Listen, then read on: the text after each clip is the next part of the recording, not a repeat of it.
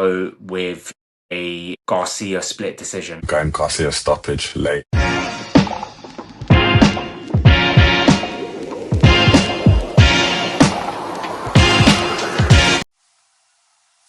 How you doing, guys? Another episode of Check Hook TV. It's your boy Nando and Nic in association of Bravos. Bro, we gotta break the news.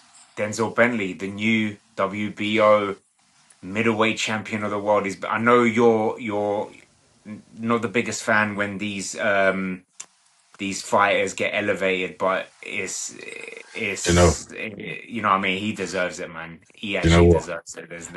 There's no animosity towards him or anything like that, because like there's no more deserving champion than Denzel Bentley. So congratulations to him.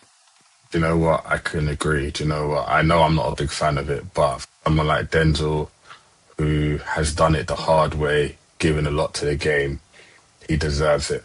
Congratulations to him, man. And it's good to see someone who has worked their way up, and now obviously on the platform, been producing, been in some really good domestic fights, and obviously even when he boxed for the world title, I thought Yeah, he was just that short. It's just that little bit short. I thought it was one of the best performances I've seen for a British fighter yeah.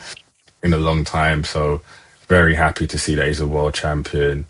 And you know what? It's an inspiration to everybody out there who gets into boxing. Do you know, if you work hard and stick at your graft, eventually comes. So kudos to Denzel. So for me, congratulations as well, Denzel, man. Yeah, I don't think he gets the respect he deserves. A lot of people write him off, and whenever a fight is announced, they always put him as the underdog. And it's more like I feel like people don't want to forget that that was a different Denzel Bentley against Felix Cash, and everyone, even the elite, have had off nights, and obviously the Heaney fight, people look at that as well. But listen. Denzel is game to fight anyone, and that's what I respect as well. He will take on anyone out there. And do you know what? At that stage of his career, to travel to be the away fight against a dangerous fighter like Janabek, and just about fell short. It was a very tight fight. I think he left it. It was a little bit. It kind of reminded me of Spider against Bivol. He left it too late in the later rounds as well. He was coming back, and yeah, man. But you know what?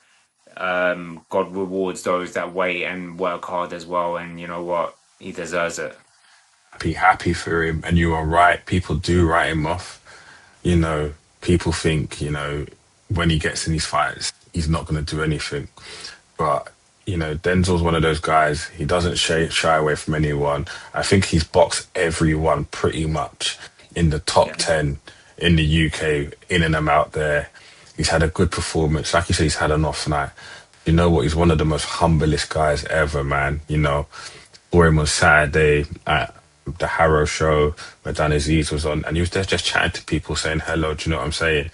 And this is a guy who, you know, could have let things get to his head. You see him doing commentary on other platforms and stuff. He's a real nice guy, and I'm so happy that he's world champion. And I hope he gets to defend it in London on a big show because he deserves it. And yeah, kudos to him. 100%, 100%. There's a lot of big fights for him there, unifications and stuff. And don't even be shocked if he goes to 168 as well. If that opportunity for Kush Eubank comes along, he'll take that. He's always said Definitely. it. So yeah. Also, this week is the week of comebacks, because we got two fighters coming back. It's fight week for them. We'll start off with one, and obviously it's the big one, Anthony Joshua against Prenga as well.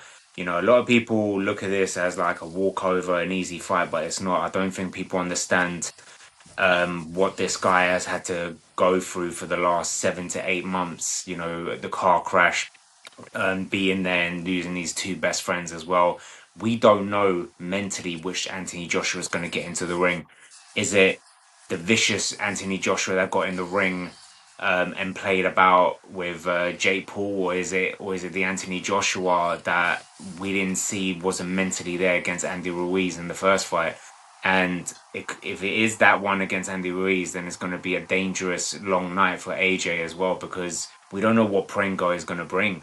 All I know is he's a hard hitting Albanian, and hopefully AJ can get the job done in style and be ready for this Tyson Fury fight, and nothing derails it. No, yeah, I think yeah, I think we're all going to be interested to see what the kind of AJ walks in. But what I've been really impressed with is that he's kind of taken himself away. He's kind of reverted back to the AJ that first came, kind of just working behind closed doors, doing what he needs to do, and hopefully lets his boxing do the talking. I got mad respect from him just from the fact that he's entered the boxing gym again and just trying to just get some normality. That's big kudos to him already. We all know the loss he suffered, especially in the public eye. And even if he gets in there on Saturday and things don't go to plan, I think everybody's got to respect the man for just even getting there, because I think it's a big feat to get there. I know and everybody's talking about, Prenga and whatnot, but we're also talking about a man who's had significant loss, and how he's managed to deal with that. So for me, him getting in the ring on Saturday, I'll be clapping him because that's a massive achievement. I understand you what you're saying about praying and nobody knows. It could be like Rico and Usyk all over again. It could just be Yeah. completely, Or you know, Fury against Ngannou. gone. Yeah, it could be completely, nobody knows what happens. But I think out of all of them, I think AJ has the best style to deal with these unpredictable kind of guys because he keeps it very simple. He doesn't try and do too much. You know what I'm saying? Usyk has what he does, and Usyk is a very technical boxer. Tyson Fury tries to do things a particular way. But AJ is kind of very stick to the basics. I work behind my jab and let that big right hand go.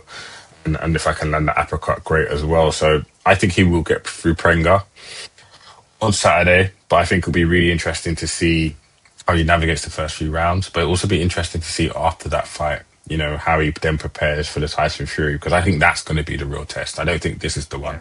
I think that's going to be the real test. But for me, off to the man just for just getting on with life and trying to do it. And I hope he comes in there and does the business. And I hope when he boxes Fury, he does the business as well. I think he's not boxing for himself anymore. I think he's boxing for those he's lost and boxing for those who are around him. And I think that's going to give him that little bit of spark to get back to the old days. But I've been loving the videos of him locked away with Usyk, training away. And Yeah. Usyk, mentoring him, which is crazy to say because I don't think they're too far in age, but Yeah. kind of mentoring him, just kind of saying, look, this is what you need to do. And Usyk believes he's going to go on to become a world champion again and maybe unify and become undisputed. So if you've got arguably one of the greatest heavyweights that we've ever seen saying that, then, we should hopefully see something big from AJ. 100%. Another fight that I'm looking forward to. I'm not going to go through the whole card, but for me, the second biggest fight, in my opinion, this weekend as well. And the big respect to Josh Kelly because he became IBF world champion. He could have waited for someone like Boots. He could have waited for someone like Fondora or anyone. But do you know what? He's doing a voluntary defense against Ajago, who the only criticism I can ever give Ajago is inactivity. He's very underrated. He's a good fighter. He's 18-0 for a reason. He can hit. He can box. Um, and we don't know how this fight will go. Obviously, on paper, I would say Josh Kelly is favorite. You would put your money on Josh Kelly winning by points by unanimous decision as well because he's that slick, he's that good. Um, but we don't know what version of Ajago we're going to get, and it's going to be a very, very interesting fight. A lot of people treat this, and there's no disrespect to Guy because I respect and I've been his biggest fan, but they're treating it like a 50-50, like Kelly versus Troy Williamson. But I knew how that fight was going to go with Williamson. No disrespect to him, but this is a different fight here. No, I think I agree with you. And I think people look at Josh Kelly and think of the Anavisian fight and kind of don't shake that version of him away. I think he's Yeah. gone away and he's boxed guys, very good guys, very good opposition. Have actually and he's actually done very well. I think stylistically, I think Josh is one of those fighters. I call them rhythm fighters. You see, once they're in that rhythm and they're boxing often and they're in the ring, it's very hard to get them out of their groove. And Josh has got a very good jab. He's got a very good right hand. When he puts those hands together, it's very hard to kind of deal with it. And I agree with you. Jago is a very good fighter. I think inactivity has cost him as well. And I think, people don't give him the respect he should do because he's got some good names on his CV as well. Yeah, But I just think on Saturday night, I think the momentum is with Josh, and Josh has taken himself from that dark place he was to becoming world champion. And I think sometimes for fighters like Josh, that is just the icing on the cake. That's what pushes them to that level where he needs to be. And people don't talk about trainers a lot. You see Adam Booth. For me, Adam Booth is one of the trainers in Britain, I think for me, who goes under the radar, is a little bit underappreciated sometimes because of some of the comments he makes and stuff. But you see the yeah, work he's done with Josh Kelly and where he's taken him from to where he is now. You can't deny the work he's done. He even done that with David Hay. So I think having Andy Booth in the corner as well, it's like an Andy Lee. I think some fighters with some trainers, yeah, they kind of gel. And I think Adam Booth has particular sets of fighters. Those Twitch fiber fighters, those guys who are really good with their feet in their hands. He seems to do really, really well with them. And I'm looking forward to it on Saturday. I wouldn't call it a 50-50. I might call it a 70-30, a 60-40 in the favour of Josh Kelly. But I do think we'll get a very good fight. I think the opening rounds will be very interesting. I think if Ajago is able to set himself and assert himself very early, I think it'll be interesting to see how Josh responds to it. But also, Josh does have the power to put those shots together and catch him and potentially end the fight early. So, it's a good fight. And I respect Josh because not everybody does voluntary defenses these days. People kind of yeah. shirk away from them and then don't want to necessarily go in them. He's putting a lot on the line here because this is his first defence. He could have waited for a big show in Sunderland and come home and do whatever. So big respect to him. Big respect to both guys for having that fight. No, I agree. I think the only concern I can ever say about Josh Kelly about this fight is hopefully he's professional. So I know deep down he's just focusing on Ajago. It's more around the whole talk of his team and his promoter talking about, oh yeah, who's next? Fundora, is it Boots? They need to focus on this fight because Ajago could derail all of that. Yeah, I would guess yeah. there is a rematch clause if Josh Kelly loses, but they need to focus on this and then think about who is next after that. So it'll be interesting to see. Speaking of Josh Kelly, obviously we'll speak about. Well, it was at his weight class, but now due to visa issues, and now is now at 160. Another comeback is Errol Spence. 3 years out of the ring. Is it 3 years? Yeah, something like that. Three and a bit. Yeah, Yeah, possibly. Yeah. and again, hats off to him because what a dangerous fight to take after 3 years out of the ring.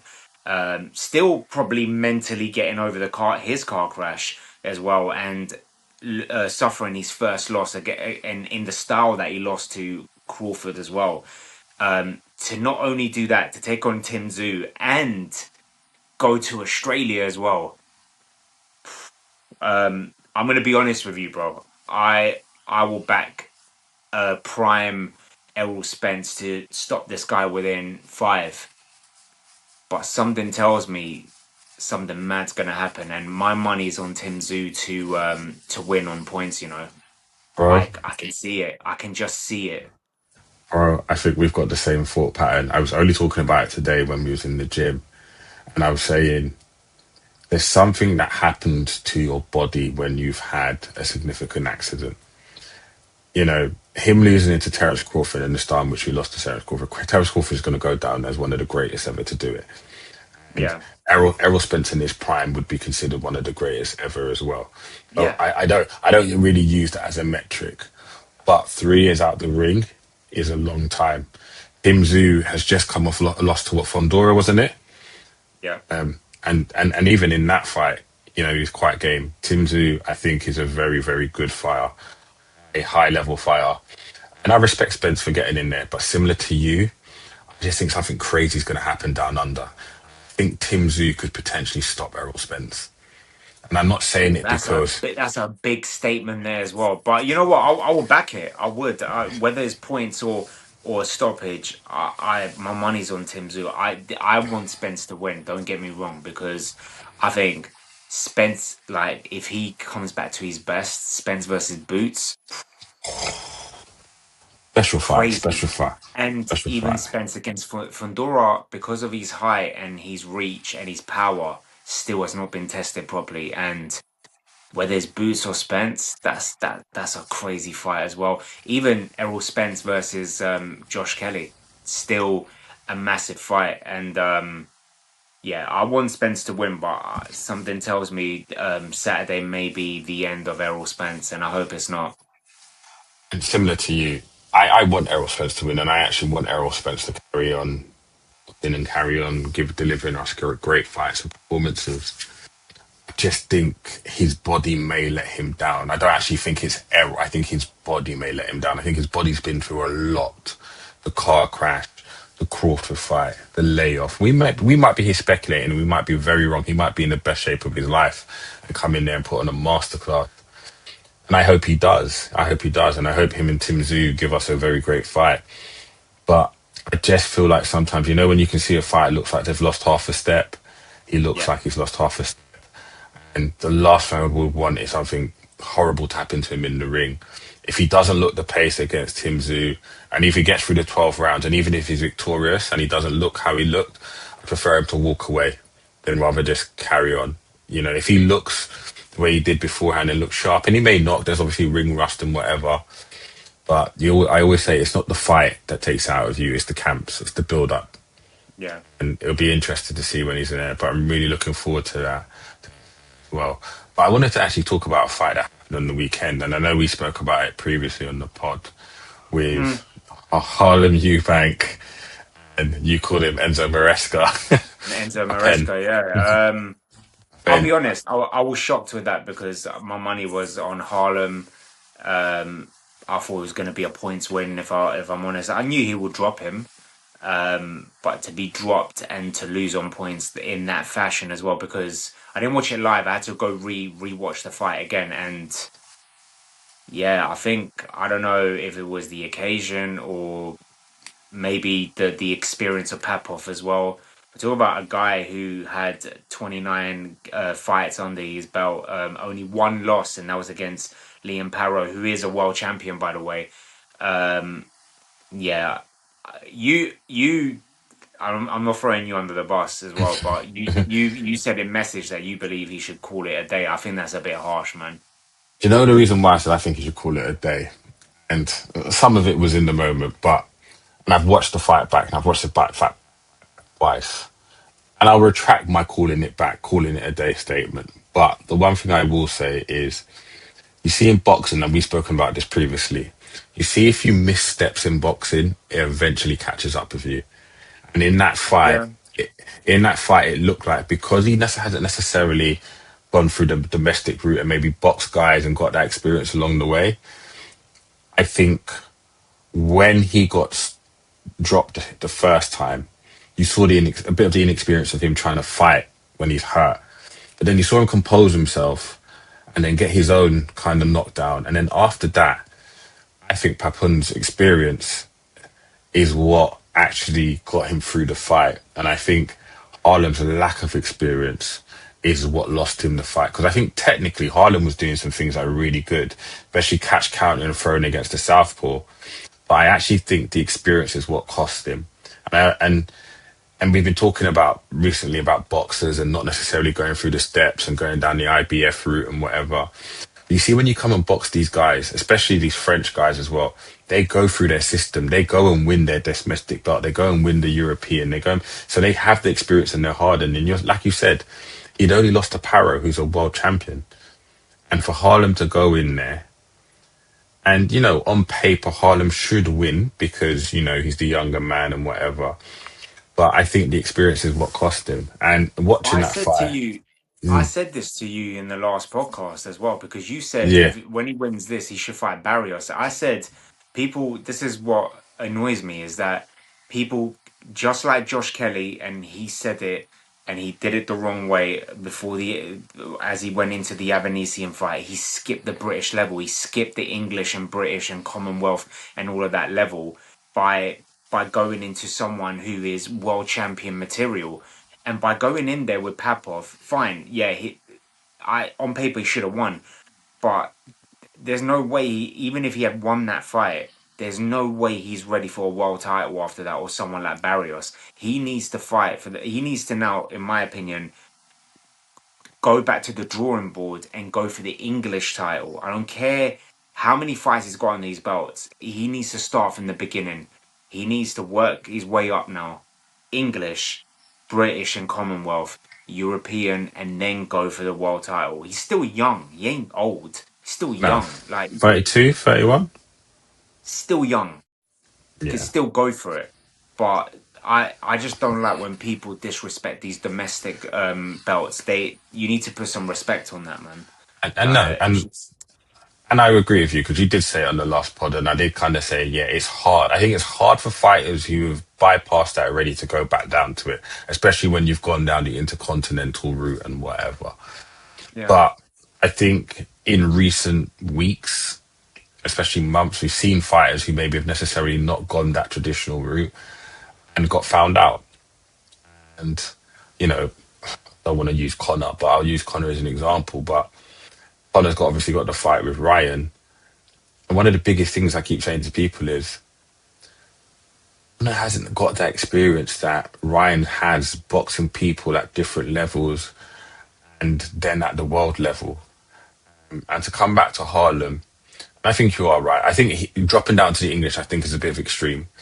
I think he should box someone who is at that cusp of English and British before going through the British, in my opinion. Okay. But I think it'll be very interesting to see what happens with him as an entity because it's a very big rebuild, and I don't know whether a Wasserman or Misfits Pro or wherever it will be willing to invest in that, considering the number of fights he's had.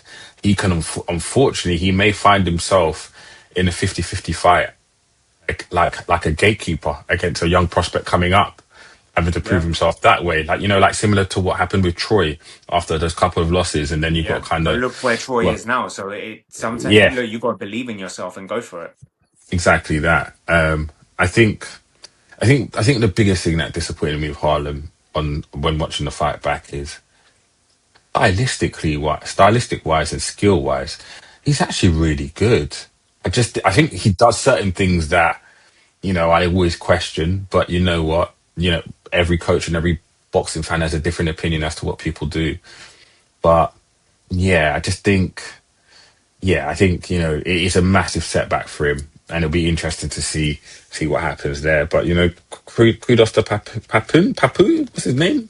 Might as well Papov. call him Papov. Might as well call him Papoose. Just call him Enzo. Well, Enzo, credit to Enzo because he was very, very good. Was very impressed with him. Very good. For a southpaw backhand, he was landing at will at times. It was a very good fight. Very, very good fight. It was very, very, very, very good. A fight I want to bring to your attention. I know you're gonna hate it, but we saw 2 weeks ago Gassiev retain his world title, and we saw Del Boy get in there and get in his face. Apparently, it is going to happen. Del Boy getting a world title shot against Gassiev. But to be fair, you can't really shake your head because you was against Gassiev being elevated to world champion. So But he, wa- it's kind of like, at least he boxed, and at least he can say won it. Say if okay, it makes sense. So I can give him that. You know me, I don't like these email things. Obviously, okay, but biases aside. You know, But to be fair, it's not like the WBA basically said, Del Boy, you're next. This is a voluntary defense. So Gassiev can pick who he wants. So this is obviously, he knows Del Boy will bring the money. This will probably be at the O2 Arena or whatever. So I don't blame Gassiev for that because one, he believes he can beat Del Boy. Two, it's going to be life changing for him compared to fighting in Russia or in Paris and stuff like that. Um, I personally want Del Boy to end his career as world champion. That's just me. It'll be a fairy tale thing. I know others won't, but who else is there? I'd rather Del Boy than Tony Yoka against Gassiev. If I'm honest. hear you. I think for me is Del Boy's given enough to boxing already, man. And it was hard watching him against Deontay. That was a hard watch Yeah, because again, well, just like I said earlier, you know when a fighter's lost a bit of a half a step. And obviously, Dillian will tell you, sorry, Derek will tell you, he's not lost it. He's still got the fire in his belly and he can still do it. But if we go off Derek's last few fights, the Fury fight, Fury carried him. You know, the Deontay Wilder fight, he got carried. He Yeah. beat, did he beat, who did he beat before Deontay? Was it Joe Uh, Joyce? Joe Joyce. Yeah. Yeah. But again, Joe Joyce shot. We know he got stopped the other Yeah. day. So as much as I would like the fairy tale for Derek to be a world champion, I'm very scared for him going in there with a Gassiev who's still quite, close to his prime, punching him with real venom and whatever. Derek will give us 3, 4 rounds of unbelievable effort and heart. Yeah. But at that point, we've got to start saying how much of this is actually for our benefit and this is for Derek's benefit. I'd love Derek to hang up his gloves now. I think he's done enough for boxing. If Yeah. he wins a world title, that's great. And you're right, Gassiev, it must probably be the most money he's made boxing the O2, greater exposure in the UK. But I would have much prefer him. I much prefer it not to be Derek. And that's not because I've got anything against Derek. Yeah. I just think he's done enough for British boxing. I think he's given us so much. And the last thing I'd want to see is something unfortunate happen to him in the ring. And like I said, the last few fights of his having to watch has been hard. It's been hard to watch. I'd have much prefer Gassiev going in with a Deontay Wilder or the loser of Dubois Wardley 2 or the winner, whoever it is. I'd much prefer I that think because I think eventually the it will be. I think that eventually, like, if he beats Derek, then he will end up fighting yeah, the winner of that one, Dubois, or even the winner of AJ Fury if that happens.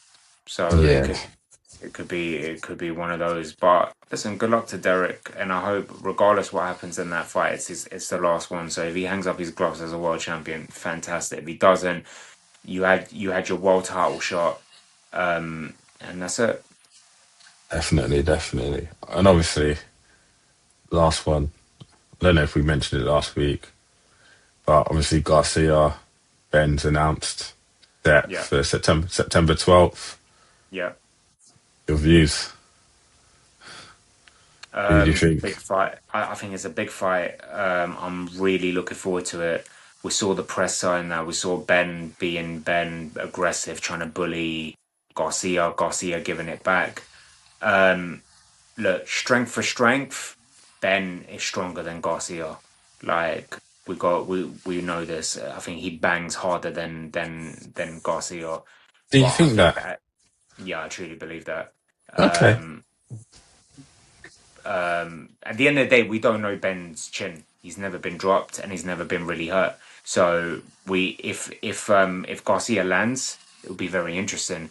But if Ben lands, it's over. I'm telling you because we know Garcia ain't got a chin. We know this. Got dropped by Rowley. He's been dropped by Oh, Rolly's up. Javante. Davis, Luke Campbell at one point. Yeah, but Rowley. Let's be real. Rowley doesn't bang harder than Ben. Rowley's a small guy compared to Ben. Heard Rolly's a puncher, man. I've heard He's a Rolly's puncher. got I get that, but got he's not. But Ben's a puncher. Take eggs away and all whatever the theory is. Ben's a puncher. We know who has this. who has he hurt since since the scandal? Eubank. That was a drained Eubank. Let's not do that. Yeah, but still, he still hurt him. Pound for Still hurt pound, him. pound for pound, who has he hurt? But he ain't really fought anyone. Exactly. And that's He fought Eubank twice, and he sent him to the hospital. And then he stopped him the second time, and then he fought Regis Prograis. But at one and he four seven, and he he could lost his barely get rid. power. He lost his power at 147. Lost his He power. could he could barely get Regis out, and Regis was a dead man walking. Yeah. I still think he knocks if he hits Garcia, he knocks him out because Garcia ain't got a chin. Garcia ain't got a chin. I don't want to hear that. I Um, think Connor walks onto that left hook, and it's end of story. yeah, I think if it's a boxing fight, Garcia wins. I think If they trade, if it's a shootout, Garcia's in trouble. And I've heard that Garcia gets through this, then it's him and Haney too. Well, Haney, they're going to purse bids. Haney and Keyshawn's happening. Is it? Do you know what? I thought Haney was gonna avoid Keyshawn. I thought he was gonna go for Shakur. Yeah, no, it's Haney Keyshawn. So that's a big fight. Um, so yeah, so Big I'm looking forward to that. big 50-50 fight. I'm still going with Keyshawn win, but once that's announced, we can debate that one. But yeah, I think personally, if I'm going to put my money on anything, I'm going to go with a Garcia split decision. I'm going Garcia stoppage late. Nice. Yeah. I listen. It's gonna be a great fight, and if Ben wins, we know we're gonna get a rematch. So hopefully, it's a great fight, and whoever wins, whatever happens after that, we're gonna get a big fight regardless. So it'll be great. But I'm looking forward to Def- that. That fight is gonna be great. definitely looking forward to it. Definitely. Guys, thank you for tuning in. Hopefully, AJ gets the win this weekend, and we finally get the announcement of AJ versus Fury. Hopefully at Wembley. Hopefully not at 4 a.m. But regardless, I told you, espresso martinis and coffee and all of that, tea and biscuits. We're ready for that fight, regardless. If it happens, hopefully there's no craziness that happens in Thailand with Tyson Fury and Wolf as well. Remember, press that subscribe button. It helps the channel a lot. And follow us and share the videos too. Thank you for tuning in. Yes, man. Till the next time, bro. Take care.